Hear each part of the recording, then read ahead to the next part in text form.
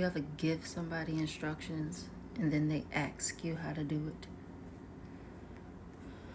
What's the difference between hearing and listening? From Very Well Mind, verbatim.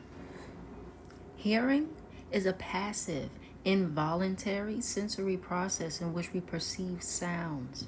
It is a psychological response that involves our perception of sound. It does not require focused attention.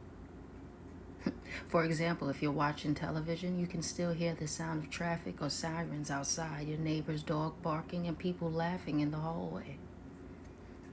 Listening is an active, voluntary, and intentional process that involves making sense of the words and sounds you hear. It requires your attention. In turn, you may develop an emotional response to what you hear.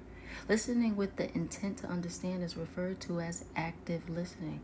For example, if you're listening to someone talk about a difficult day they had at work, you will probably have your full attention focused on them.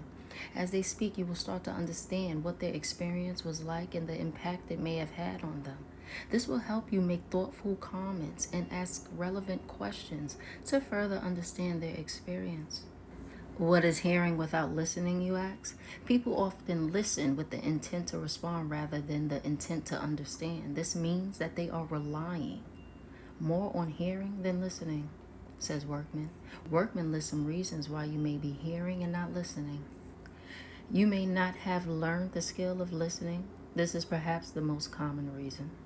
You may be busy, distracted, or daydreaming. You may have social anxiety, which can make it harder to listen because you are focused on planning what to say next or worried about what others are thinking about you. The implication of hearing rather than listening is that it might be hard to feel connected to others.